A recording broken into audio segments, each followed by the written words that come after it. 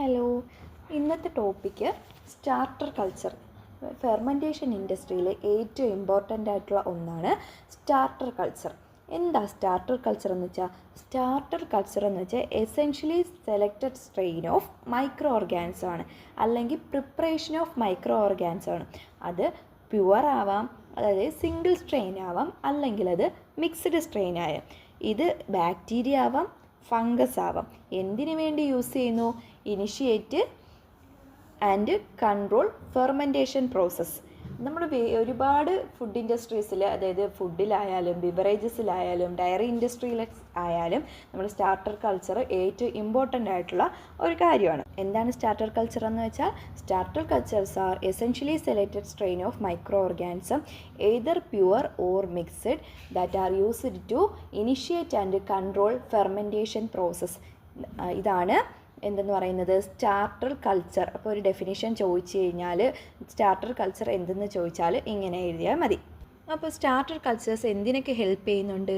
Achieving decided flavour, aroma, texture, preservation properties.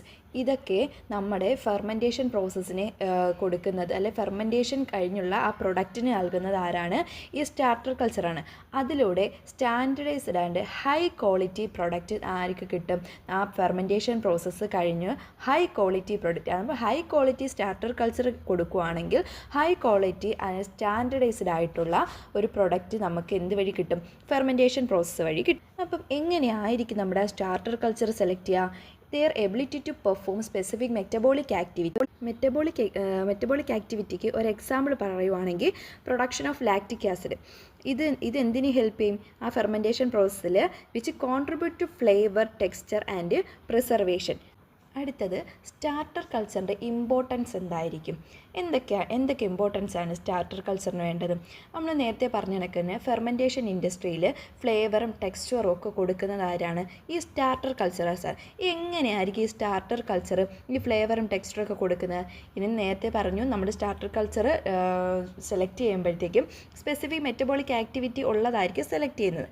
അതുപോലെ തന്നെ ഇവർക്ക് എന്തിന് പ്രൊഡ്യൂസ് ചെയ്യാനുള്ള കഴിവുണ്ട്? ആസിഡ്സ്, ആൽക്കഹോൾസ്, എസ്റ്റേഴ്സ്, അതർ കോമ്പൗണ്ട്സ്, അതായത് ഈ മെറ്റബോളിക് ബൈ പ്രൊഡക്റ്റ് ആയിട്ടുള്ള കോമ്പൗണ്ട്സിനെ പ്രൊഡ്യൂസ് ചെയ്യാനുള്ള കഴിവുണ്ട്. ഇവരെന്ത് ചെയ്യും? ഈ കോമ്പൗണ്ട്സൊക്കെ ഫ്ലേവറും അരോമയും mouth feel of fermented food, നമ്മൾ ആ ഫെർമെൻറ്റഡ് ഫുഡിനൊരു രുചിയില്ലേ, അതൊക്കെ പ്രൊഡ്യൂസ് ചെയ്യുന്നതാണ് ഈ സ്റ്റാർട്ടർ കൾച്ചേഴ്സാണ്. അതുപോലെ തന്നെ നമ്മുടെ മൈക്രോബിയൽ സ്പോയിലേജ് ഇൻഹിബിറ്റ് ചെയ്തിട്ട് ഷെൽഫ് ലൈഫ് എക്സ്റ്റെൻഡ് ചെയ്യും. അതിലൂടെ നമ്മുടെ പ്രിസർവേഷൻ പീരീഡ് ഇൻക്രീസ് ആവുകയും ചെയ്യും. അതുപോലെ സേഫ്റ്റി എല്ലാത്തിനും ഒരു ഇമ്പോർട്ടൻറ്റ് ഫാക്ടറാണ്. അപ്പം ഫെർമെൻറ്റേഷൻ പ്രോസസ്സിലും സേഫ്റ്റി ഒരു ഇമ്പോർട്ടൻറ്റ് ഫാക്ടറാണ്. എങ്ങനെയായിരിക്കും അതിൻ്റെ സേഫ്റ്റി എൻഷുർ ചെയ്യുകയെന്ന് വെച്ചാൽ? Prevent harmful bacteria, reduce food borne disease. നമ്മൾ ഈ ഹാംഫുൾ ആയിട്ടുള്ള ബാക്ടീരിയയെ റെഡ്യൂസ് ചെയ്തിട്ട് ഫുഡ് ബോൺ റിലേറ്റഡ് ആയിട്ടുള്ള ഡിസീസിനെ തടയും. ഇതെങ്ങനെ തടയുന്നു എന്ന് വെച്ചാൽ pH ലോവർ ചെയ്യുക, അതുപോലെ തന്നെ ആൻറ്റി മൈക്രോബിയൽ കോമ്പൗണ്ട് ലൈക്ക് ബാക്ടീരിയോസിൻ പോലുള്ള ആൻറ്റി മൈക്രോബിയൽ കോമ്പൗണ്ട് പ്രൊഡ്യൂസ് ചെയ്യുന്നതിലൂടെ ഇങ്ങനെയുള്ള ഡിസീസിനെയൊക്കെ നമുക്ക് തടയാൻ പറ്റും. അതുപോലെ തന്നെയാണ് ഹെൽത്ത് ബെനിഫിറ്റും ന്യൂട്രീഷണൽ എൻഹാൻസ്മെൻറ്റും. എങ്ങനെയായിരിക്കും ന്യൂട്രീഷണൽ എൻഹാൻസ്മെൻറ്റ് എന്ന് പറയുന്നത്?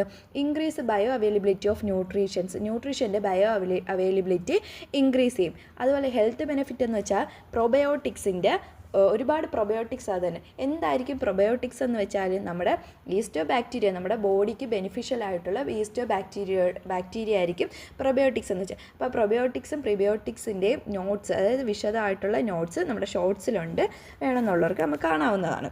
അടുത്തെന്ന് വെച്ചാൽ നമുക്ക് ഏതൊക്കെ ടൈപ്പ് മൈക്രോ ഓർഗാനിസംസ് സ്റ്റാർട്ടർ കൾച്ചറായിട്ട് പ്രൊവൈഡ് ചെയ്യാമെന്നുള്ളത്. അതിലൊന്നാമത്തെ ഒരു ഏറ്റവും ഇമ്പോർട്ടൻ്റ് ഫെർമെൻറ്റേഷൻ ഇൻഡസ്ട്രിയിൽ ഏറ്റവും ഇമ്പോർട്ടൻ്റ്, അതായത് കൂടുതലും ഡയറി ഇൻഡസ്ട്രിയിൽ ഏറ്റവും ഇമ്പോർട്ടൻ്റ് ആയിട്ടുള്ള ഒരു മൈക്രോ ഓർഗാനിസമാണ് ലാക്റ്റിക് ആസിഡ് ബാക്ടീരിയ. അത് കോമൺ ആയിട്ട് എവിടെയൊക്കെ കാണും? ഡയറി ഇൻഡസ്ട്രിയിലും മീറ്റ് ഫെർമെൻറ്റേഷൻ പ്രോസസ്സിലുമാണ് ഇത് കോമൺ ആയിട്ട് കാണപ്പെടുന്നത്. അതിന് എക്സാമ്പിളായിട്ട് പറയുന്നത് ലാക്ടോബാസിലസ്, സ്ട്രെപ്റ്റോകോക്കസ്, ല്യൂക്കോനോസ്റ്റോക്ക്. ഇതെന്താ ചെയ്യുന്നത്?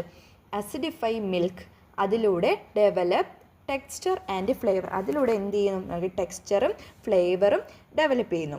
അതുപോലെ ഒരു ബാക്ടീരിയൽ സ്പീഷ്യസ് ആണ് സ്റ്റഫൈലോക്കസ് സ്പീഷ്യസ്. ഇതെന്താ ചെയ്യുന്നത്? നമ്മുടെ സോസേജിൻ്റെ ഫെർമെൻറ്റേഷനെ എൻഹാൻസ് ചെയ്യുന്നു. അതെങ്ങനെയാണ്? അസിഡിഫിക്കേഷൻ കൊടുത്തു, അതിലൂടെ ഫ്ലേവർ എൻഹാൻസ് ചെയ്യുന്നു. അടുത്തതാണ് ഈസ്റ്റ്. അപ്പോൾ നമുക്കെല്ലാം കോമൺ ആയിട്ടറിയാം എവിടെയൊക്കെയാണ് ഈസ്റ്റ് യൂസ് ചെയ്യുന്നത്. ബേക്കിങ്, ബ്രൂയിങ്, ചില ഡയറി ഇൻഡസ്ട്രീസിലൊക്കെയാണ് എന്ത് ചെയ്യുന്നത്, ഈസ്റ്റ് കൂടുതലായിട്ടും യൂസ് ആക്കുന്നത്. അപ്പോൾ ബേക്കേഴ്സ് ഈസ്റ്റ് എന്നറിയപ്പെടുന്ന സെക്കാരോമൈസസ് സെർവീഷിയാണ് എന്ത് ചെയ്യുന്നത്, കൂടുതലായിട്ട് നമ്മളെ ബേക്കിംഗ് ഇൻഡസ്ട്രിയിൽ ഉപയോഗിക്കുന്ന ഈസ്റ്റ് എന്ന് പറയുന്നത്. എന്തിനു വേണ്ടിയായിരിക്കും ഈ സെക്കാരോമൈസസ് സെർവീഷി ഉപയോഗിക്കുന്നത്? ലീവനിങ് ഓഫ് ഡഫിന് വേണ്ടിയാണ് എന്ത് ചെയ്യുന്നത്, നമ്മൾ ഈ ഈസ്റ്റ് യൂസ് ചെയ്യുന്നത്. അതുപോലെ ഒരെണ്ണമാണ് മോൾഡ്. മോൾഡ് കൂടുതൽ ഉപയോഗിക്കുന്നത് ഏതാ, ചീസിൻ്റെ പ്രൊഡക്ഷനാണ്. Example Penicillium roqueforti, Penicillium camemberti. അതെന്ന് വെച്ചാൽ ചീസിൻ്റെ കൊയാഗുലേഷൻ, പിന്നെ റൈപ്പനിങ്, ഫ്ലേവറിനൊക്കെ വേണ്ടിയാണ് മോൾഡ് യൂസ് ആക്കുന്നത്. ഓക്കെ, അപ്പം ബാക്ടീരിയയായി, ഈസ്റ്റായി, മോൾഡായി. ഇനി ഈ ബാക്ടീരിയയും ഈസ്റ്റും മോൾഡും ഒക്കെ എവിടെയൊക്കെ ആപ്ലിക്കബിളാണ്, ഏതൊക്കെ ഇൻഡസ്ട്രിയിൽ അല്ലെങ്കിൽ എന്തിലൊക്കെ പ്രൊഡക്റ്റിൽ ആപ്ലിക്കബിളാണെന്ന് നോക്കാം. ഫസ്റ്റ് എന്ന് വെച്ചാൽ ഡയറി ഇൻഡസ്ട്രി. നമുക്ക് കോമൺലി അറിയാം ഡയറി ഇൻഡസ്ട്രിയിൽ കൂടുതൽ ലാക്ടോബാസിലസ് ബാക്ടീരിയ ആയിരിക്കും കൂടുതലായിട്ട്. അപ്പോൾ സ്പെഷ്യലി കുറച്ച് ബാക്ടീരിയാസ് കൂടെ ഉണ്ട്. അപ്പോൾ ആദ്യത്തെ ലാക്ടോബാസിലസ് ബൽഗാരിക്കസ്, അത് യോഗട്ട്, അത് ഏതിൽ വരുന്നതാണ്, ലാക്ടോബാസിലസ് ഫാമിലിയിൽ വരുന്നതാണ്. അടുത്തതാണ് സ്ട്രെപ്റ്റോകോക്കസ്, ലാക്ടോകോക്കസ് ലാക്റ്റിസ്, ല്യൂക്കോനോസ്റ്റോക്ക്, ലാക്ടോബാസിലസ് ഹെൽവിറ്റിക്കസ്, പ്രൊപ്യോണിയോ ബാക്ടീരിയം ഫ്രൂഡൻറിച്ചി. ഇവരെയൊക്കെ കോമൺ ആയിട്ട് ഈ ചീസ്, ബട്ടർ പോലുള്ള പ്രൊഡക്റ്റിന് സ്റ്റാർട്ടർ കൾച്ചറായിട്ടായിരിക്കും കൊടുക്കുന്നത്. അതാണ് ബേക്കിംഗ് ആൻഡ് ബ്രൂയിങ് ഇൻഡസ്ട്രി. നേരത്തെ പറഞ്ഞ കണക്ക് തന്നെ ബേക്കിംഗ് ആൻഡ് ബ്രൂയിങ് ഇൻഡസ്ട്രിയിൽ സെക്കാരോമൈസസ് സെർവീസിയെ, അപ്പോൾ ഡഫിൻ്റെ ലീവനിങ്ങിന് വേണ്ടി ഉപയോഗിക്കുന്നതാണ് സെക്കാരോമൈസസ് സെർവീസിയെ. അതുപോലെ തന്നെ ലാക്ടോബാസിലസ്. ഇവർ രണ്ട് സ്പീഷ്യസുമാണ് ഏറ്റവും ഇമ്പോർട്ടൻ്റ് ആയിട്ട് ബ്രൂയിങ് ആൻഡ് ബേക്കിംഗ് ഇൻഡസ്ട്രിയിൽ വരുന്നത്. അടുത്തതാണ് ഫെർമെൻറ്റഡ് വെജിറ്റബിൾസ് ആൻഡ് സോസ്. ഈ ഫെർമെൻറ്റഡ് വെജിറ്റബിൾസിന് ഒരു എക്സാമ്പിളാണ് sauerkraut, pickles, Khimji.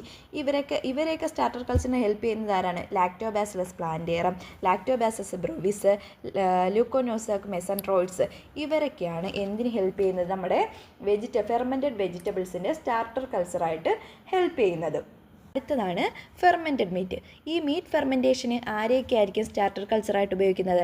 Lactobacillus, Pediococcus, Staphylococcus. ഇവരൊക്കെ എന്ത് ചെയ്യും? കളറും ഫ്ലേവറും, ആ മീറ്റിന് കളറും ഫ്ലേവറൊക്കെ നൽകാൻ വേണ്ടി ഈ ലാക്ടോബാസിലസും പെഡികോക്കസും സ്റ്റഫൈലോകോക്കസും ഒക്കെ ഹെൽപ്പ് ചെയ്യുന്നു.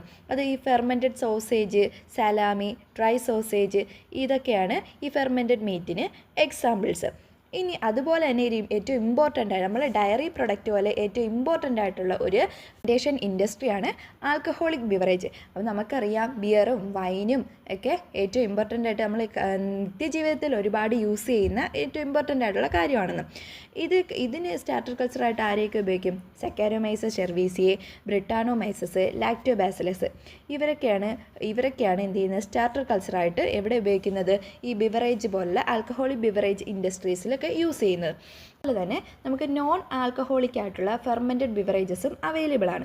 ഇതെന്ന് പറയുന്നത് കോമ്പിനേഷനാണ്, ബാക്ടീരിയയുടെയും ഈസ്റ്റിൻ്റെയൊക്കെ കോമ്പിനേഷനാണ് വരുന്നത്. എക്സാമ്പിളായിട്ട് പറയുന്നത് ഈസ്റ്റിൻ്റെയും പിന്നെ ലാക്റ്റിക് ആസിഡ് ബാക്ടീരിയയുടെയും കോമ്പിനേഷൻ, ഈസ്റ്റിൻ്റെ അസറ്റിക് ആസിഡ് ബാക്ടീരിയയുടെയും കോമ്പിനേഷൻ. ഈ കോമ്പിനേഷൻ വഴിയാണ് എന്ത് ചെയ്യുന്നത്? ഈ ഫെർമെൻറ്റഡ് നോൺ ആൽക്കഹോളിക് ബിവറേജസ് ഉണ്ടാകുന്നത്. അതിനൊരു എക്സാമ്പിളാണ് ലാക്ടോബാസിലസ് കെസ്സെ എന്നൊക്കെ പറയുന്നത്. അപ്പം നമ്മുടെ നോൺ ആൽക്കഹോളിക്കും ആൽക്കഹോളിക് ബിവറേജസിനകത്തും വെജിറ്റബിൾസിലായാലും ഫെർമെൻറ്റഡ് മീറ്റിലായാലും അതുപോലെ ബേക്ക്ഡ് ഇൻഡസ്ട്രിയിലായാലും സ്റ്റാർട്ടർ കൾച്ചർ ഏറ്റവും ഇമ്പോർട്ടൻ്റ് ആയിട്ടുള്ള കാര്യമാണ്. അത് ബാക്ടീരിയ ആവാം, ഈസ്റ്റ് ആവാം, മോൾഡ് ആവാം. അപ്പം ഇതൊക്കെയാണ് സ്റ്റാർട്ടർ കൾച്ചറും അതിൻ്റെ ഇമ്പോർട്ടൻസും. അപ്പം നമ്മുടെ വീഡിയോ ഇഷ്ടപ്പെട്ടെങ്കിൽ ലൈക്ക് ചെയ്യുക, ഷെയർ ചെയ്യുക, സബ്സ്ക്രൈബ് ചെയ്യുക. അപ്പോൾ ഇതുപോലുള്ള വീഡിയോസ് ഇനിയും വരുന്നതാണ്. നിങ്ങൾക്ക് ഏതെങ്കിലും വീഡിയോസ് വേണമെങ്കിൽ അത് കമൻറ്റ് സെക്ഷനിൽ അറിയിച്ചാൽ മതി, അതിൻ്റെ വീഡിയോ ചെയ്യും. അപ്പം താങ്ക് യു.